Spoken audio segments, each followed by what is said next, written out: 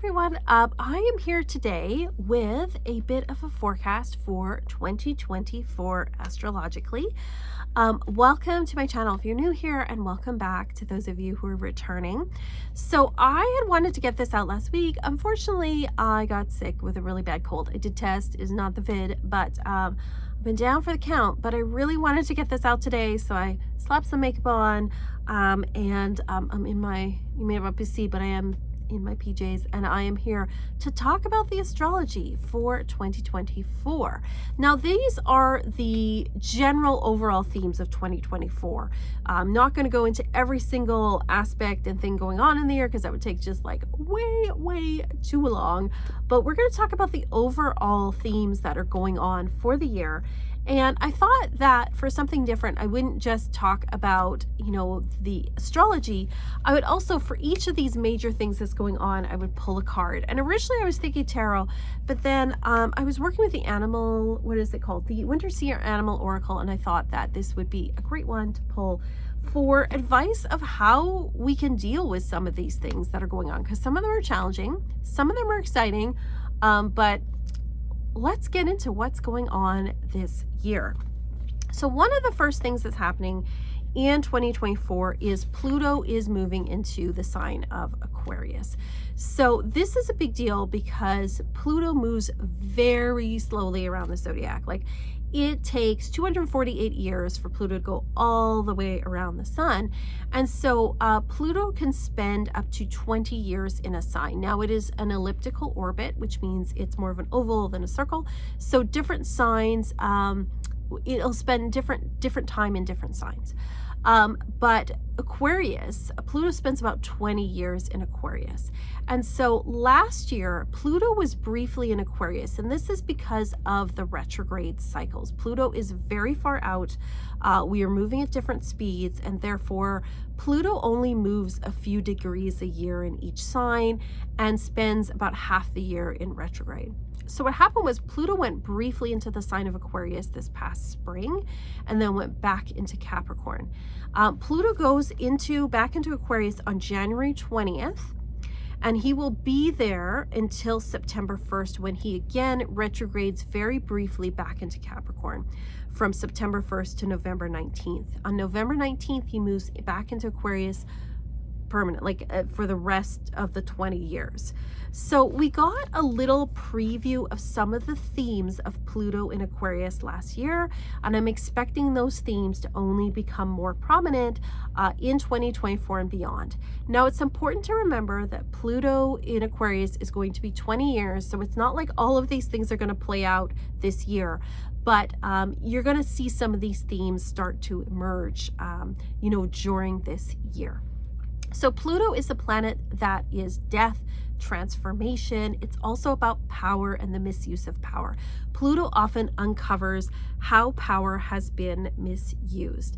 And so for the past, since 2008, Pluto's been in the sign of Capricorn, and Capricorn is one that deals with things like governments, banking, big business. And if you think about over the past 15 years or so, 2008 started with the banking crisis.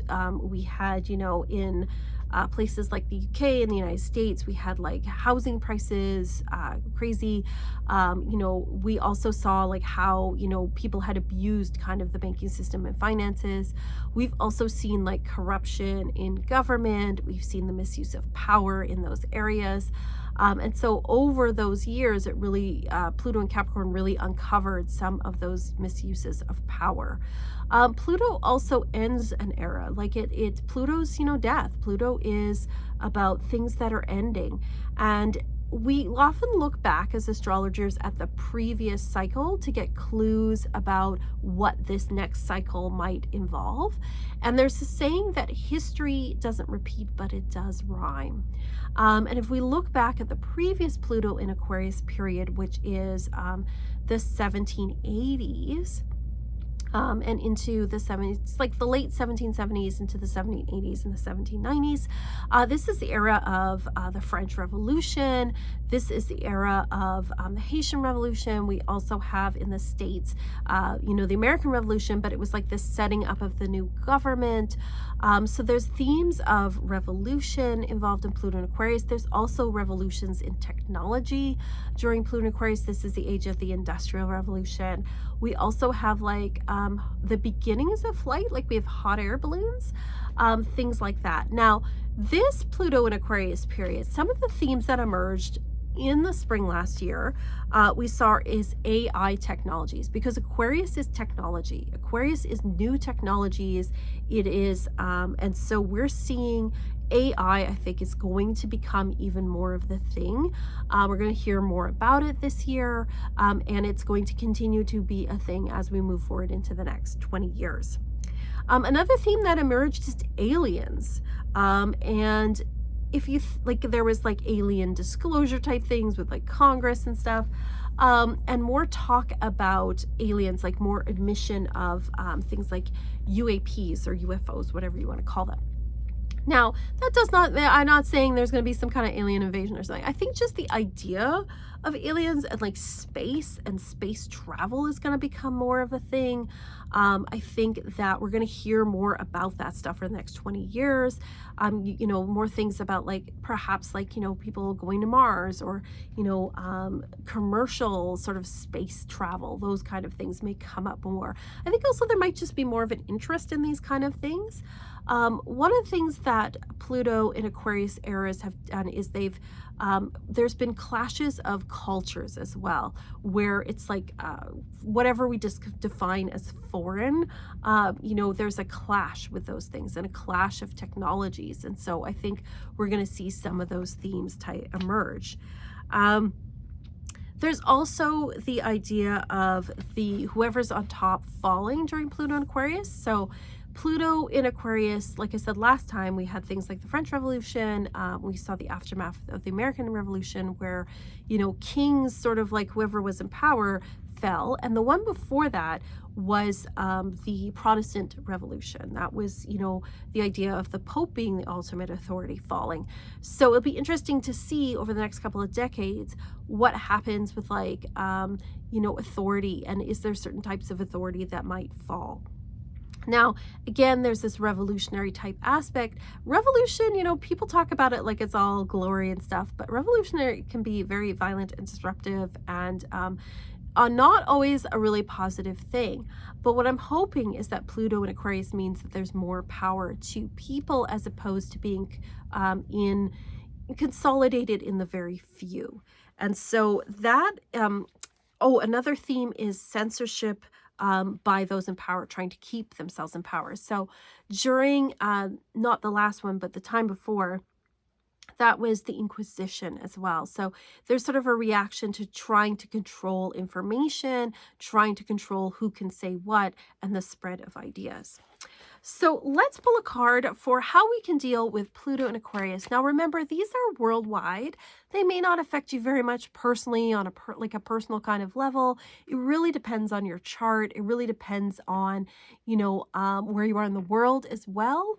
The French Revolution obviously affected people in France, some people more than others, but it had ripple effects politically throughout the world. And so you may not directly feel the effects of these things, but it is something that is going to be a theme in the world.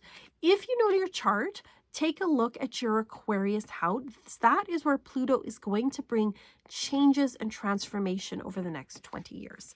So let's pull a card for how we can collectively deal with Pluto and Aquarius this year, 2024. So we have the Wren and humility. So the Wren, little tiny bird. The Wren is about being humble. The Wren is about how little things add up and make a difference. So if we're seeing changes in the world that, are scary, changes in the world that, we don't really know what to do about, just remember that little things do add up. To be like the little Wren, to be humble. And often sometimes, the humble, it's sort of the humble and the ordinary that often escapes some of the more dangerous, dramatic things in the world. And so it's okay to be humble and to be ordinary. And it's also okay to remember that little things do make a difference. So when we see these changes in the world, to remember that it's okay to just stay humble and ordinary as we see these changes go on in the world. So humility too makes me think of, like, the pride goeth before a fall kind of thing, about how, like, those that have, that are in power, and I'm talking about, like, billionaires and things, the Elon Musks of the world, so to speak, Mark Zuckerbergs and the Jeff Bezos, maybe they're the ones that are, not going to do so well, and that, there'll be some humility for those that are on top. So an interesting card to get for that. The next thing that we have that I want to talk about is April. So in April, we have Jupiter conjoining with Uranus. So again, these are slower moving planets. Jupiter is the planet of luck and expansion. And then we have Uranus. Uranus, again, is a planet way out there, moves very, very slowly.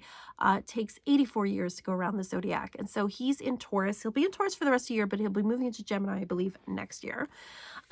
So Jupiter's planet of luck, Uranus planet of chaos and change and inspiration. And so Jupiter brings lucky things to this particular area of your chart. If you are know your chart, look at your Taurus house, there's going to be some kind of lucky change and expansion going on in April. Jupiter in Uranus is growth and expansion of technology. And because it's in Taurus, this could be in the earthy area. So this could be something to do with, like, food or agriculture or the environment, material sciences, those kind of things. So there may be some kind of scientific breakthrough around this time. There is a sense of hope and optimism and expansion. I've made notes. I'm just looking at my notes here. This is also a signature that has to do with, like, counterculture movements as well. So that'll be interesting to see if something comes out of that. Some people have associated this with labor strikes. And potentially issues with things like cryptocurrency.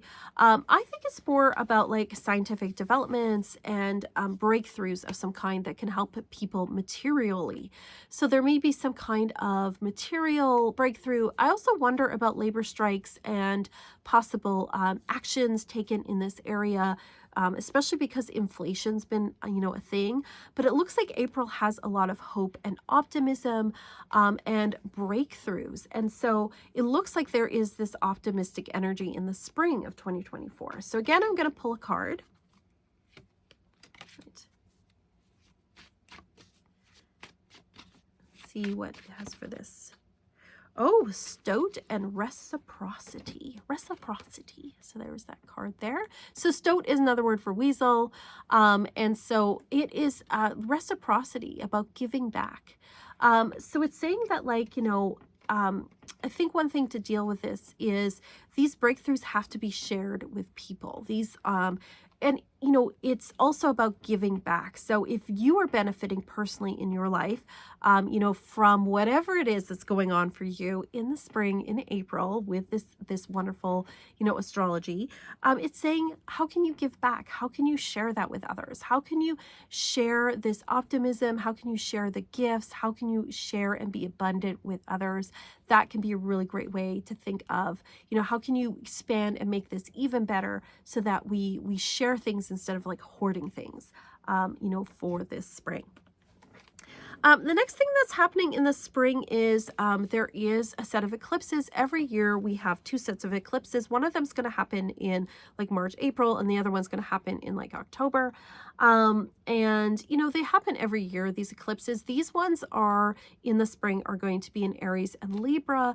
Eclipses bring change. They often try to, like, put us back on track. Eclipses, though, historically have been associated with the fall of kings, so the fall of leaders. And this one's interesting because there's also a comet that's coming shortly after it. And comets historically in astrology have signaled big changes. Now, I have a little personal prediction for this.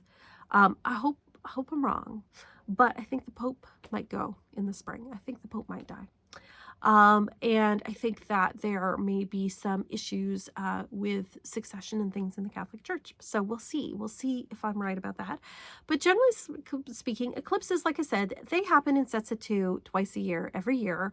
And it depends where it falls in your chart, whether or not it affects you. But look at the Aries and Libra houses of your chart to note where there may be some changes. So that one's not huge. I'm not going to pull a card for that one. But I do want to talk next about another thing happening this spring with Jupiter. The planet of luck and expansion moves from Taurus into the sign of Gemini. So Gemini is about words, it's about communication. Gemini is about ideas and learning. And so I think Jupiter in Gemini is going to bring some kind of expansiveness in the realm of communication, and especially following right after that connection with Uranus. I think that Jupiter, like there may be some, again, some kind of breakthroughs of some kind when it comes to communication type technologies. I see communication picking up like a lot more somehow, like the people are communicating more. There may also be more travel as well around this time. What else is going on here? I made some notes here, so I'm just looking at them. Jupiter will be making at this time a square with Saturn, and Saturn is about consolidation. Saturn is about rules and boundaries and order and tradition. And so there may be a conflict around this time between the forces that want things to grow and change and those who are like, no, we need to be a little bit more conservative, or we need to slow down, or what are the boundaries on this? What are the rules around this? And so I think there may be some questions about things like with new technologies that are coming up, what kind of safeguards are we going to put on these things? What kind of, how are we going to make sure that things are safe? I think issues like that are going to come up in the spring.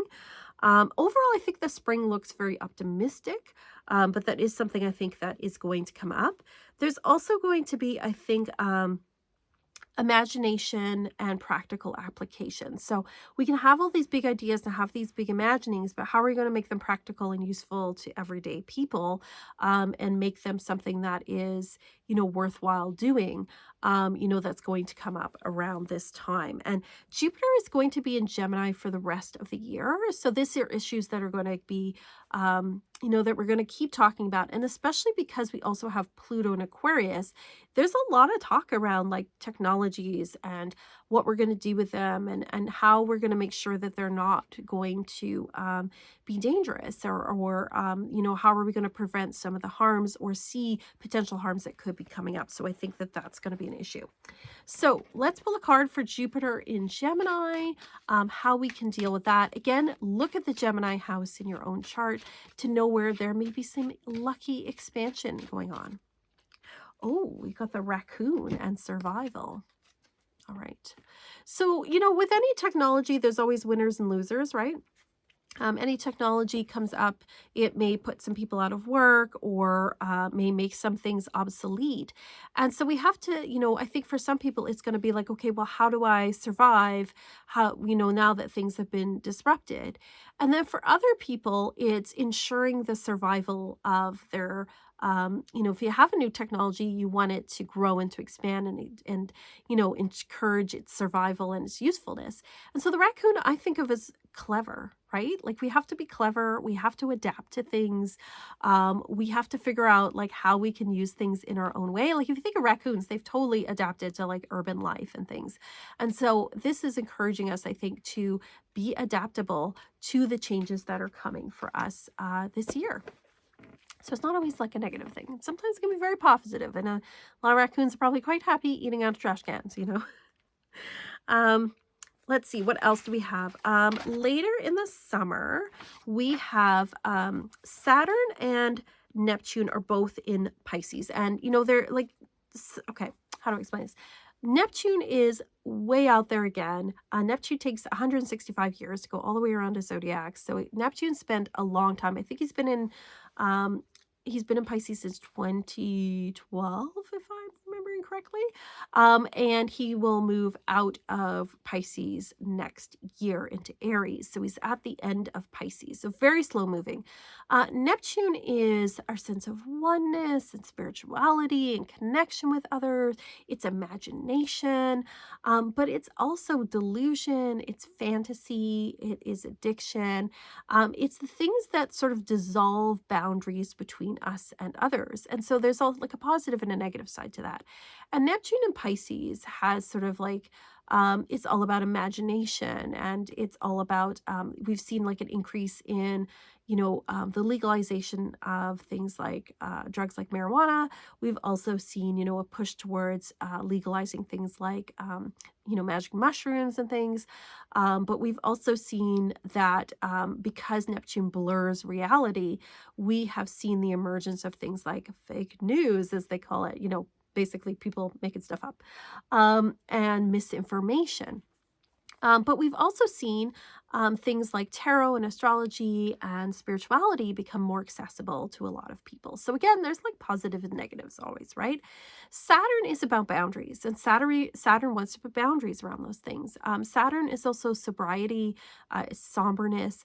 And so what's going to happen in June, July is that Saturn and Neptune are going to get close to each other. Now, they're not going to quite meet. That's not till next year, I believe, but they're going to get close to each other. And so around this time, there is a sense of maybe somberness. Some people have said because it's in Pisces and Pisces rule the ocean, some people have speculated that there may be some kind of tragedy or some kind of collective sorrow over something that has to do with water. And so I think of things like the tsunami that happened way back in, I think it was like 2005. And then also like, like there could be like a big hurricane or a waterborne illness. There could also be something around the ocean at this time, some kind of tragedy. So I'm hoping that's wrong. But, there is sort of like a sense of collective sort of sadness or sorrow about something, a sense of seriousness. So it's kind of like we had all this hope and optimism in spring, and then June, July, it's like, okay, there's this other thing that's like not so good. But so the good thing with Saturn and Neptune is Saturn says like, hey, like there's all this AI and stuff. We can't tell what's real anymore. We can't tell like what images are real, what's fake, all of these things. And so Saturn's going to say like, we need to put some rules and boundaries around this. We need to, how are we going to figure this out? And so it's like, let's get serious about this, because the line between like reality and not is blurring, and that is becoming dangerous. And so there may be the emergence of things like weaponizing AI to try to like convince people of things that are fake and stuff. So asking us to really like focus on clarity. The other thing too that's interesting with this particular aspect is that historically, when Saturn and Neptune have met up with each other, that has signaled changes in Russia and in China. And so while the actual conjunction is not going to be till next year, and I think it happens in 2025 and 2026, we may see rumblings of what is to come in that area of the world. So there are changes that are coming, I believe, in that part of the world. So let's pull a card for some of the changes. Oh, one popped up.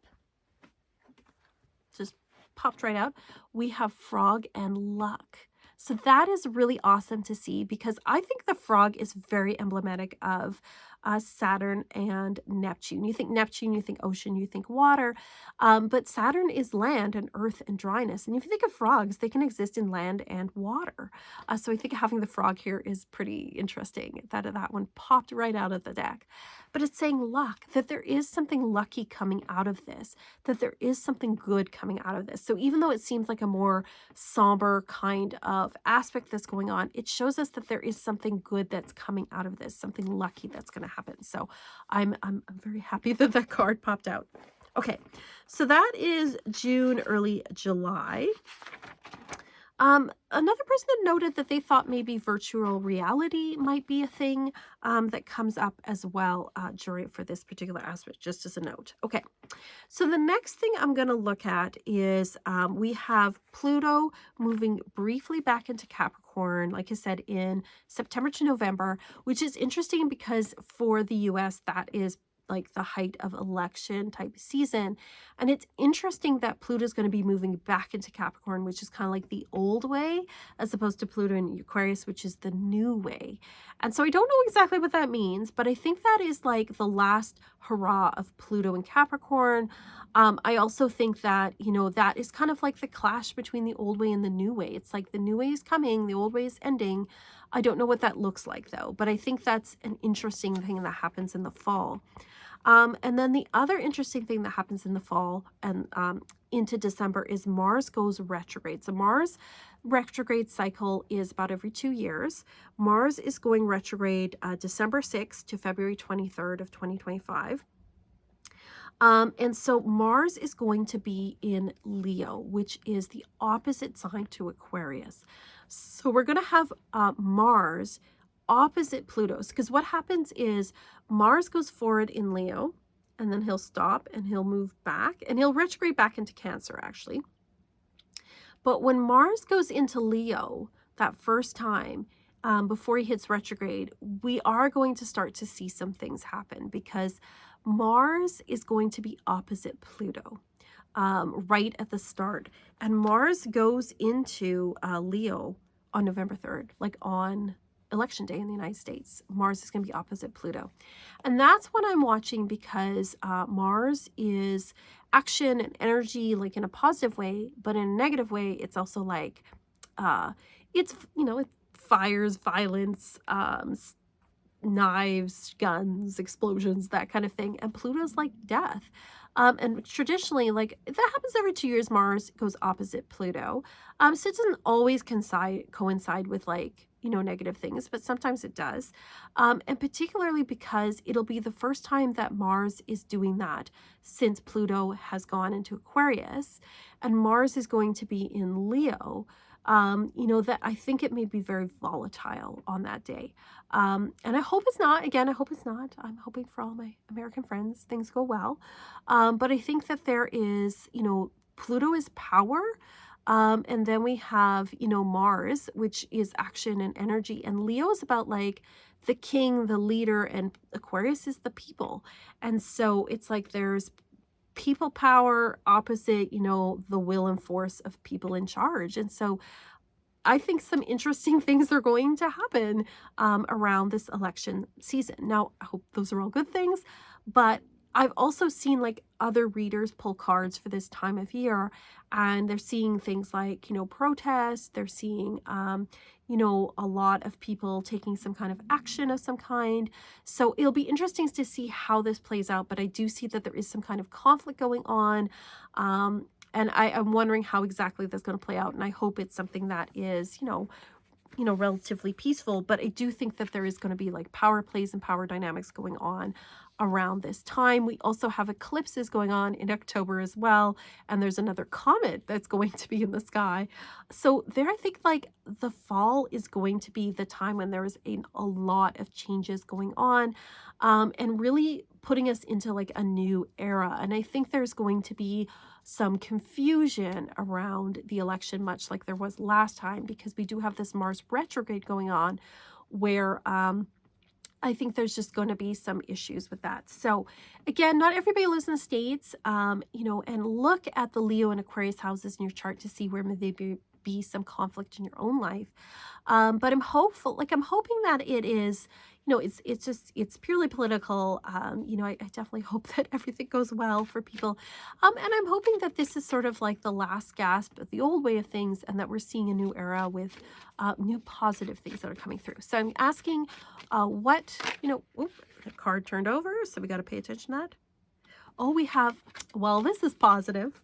We have the Wolf and Freedom. It's a lovely card to get, especially after this kind of astrology. So the Wolf is saying like freedom. So I think whatever is happening around the fall time, it's leading us to be more free. And if you think of a wolf, you know, yes, there's lone wolves, but you think of also like wolves work together in packs, right? They work together in a family structure, and they're good on their own. And so it's saying like freedom wise, we have to work together, and we have to work, you know, as individuals too. And so I see this as a really hopeful card, especially because the astrology looks, I'm not gonna lie, it looks a little dicey in the fall. with all of these things, I don't want to like alarm anybody, but it's just when, as astrologer, when you see things, you say, hey, this is dicey. It's kind of like warning people like, hey, there's a storm coming. Maybe you want to like close your windows or like put your car in the garage so hail doesn't fall on it. Now, it doesn't mean like the storm may not affect your house particularly badly, but it might affect someone else's, right? And so you have to warn people that a storm is coming so people can prepare for it. But I don't know. It's I think as we get closer, we're going to see more details of what this will look like. But I do see that there is going to be, things look a little up in the air and a little, there's conflict of some kind. And I think around elections there often are. But I look at this one and I see it kind of like the last one where things look, kind of complicated and dicey. So I think it's important to talk about stuff when we do see them. Again, you may live in a part of the world where this doesn't affect you at all. You also, again, it depends on your chart, how it's going to affect you. You may just be something weird you watch on the news. So I'm looking at these very broadly overall. Other than that, for the year, other things that I'm seeing, we always have Mercury retrogrades. They happen 3 times a year. They're nothing to, get in a fuss about. They're going to be in fire signs this year. The first one is April 1st to 25th in the sign of Aries. The next one is August 4th to the 28th. I think it starts in Virgo and then goes back into Leo. So it's kind of like partly in an earth, but mostly in a fire sign, August 4th to 28th. And then we have one November 25th to December 15th in the sign of Sagittarius. So with the Mars retrograde coming up and then all that other stuff, it's playing into that whole things looking kind of strange in the fall. But Mercury retrogrades, they happen every year. There's part of it, just like we have two pairs of eclipses every year, we have 3 Mercury retrogrades every year. We don't have a Venus retrograde this year. That happens every year and a half. So that's the themes that I'm seeing for the year of 2024. I actually think like it's going to be a year, I think, of a lot of progress. I think there's going to be new technologies. I think there may be some, like I said, there's something like nice happening in the spring. I think we're going to talk more about these technologies and how we want them to, like how we want to keep them like safe, how we want to make them accessible to people. I think we're moving into a new era, so there's going to be a shift and change in some of the power dynamics going on in the world. But I hope that whatever your astrology is, whoever you are in the world watching this, that things go really well for you in 2024. If you want more astrology from me, you can sign up for my free newsletter on my website. You can check that out there. I often put astrology stuff in my blog as well, which again, you can find in the links below. And that's totally free. On my Patreon, I have a weekly astrology report where I talk about the astrology of the week. So if you want your weekly detailed astrology, you can definitely go there. And I also have astrology readings as well. So you can check that out too in the links below. Other than that, if you have any questions or any thoughts of what you think might happen, please share them in the comments below. You guys are amazing and awesome. Thank you so much for bearing with me, especially because I'm not feeling 100%. I really, really appreciate it. You guys are awesome. Thank you to my patrons for supporting me. I so appreciate you. And as always, peace and love. And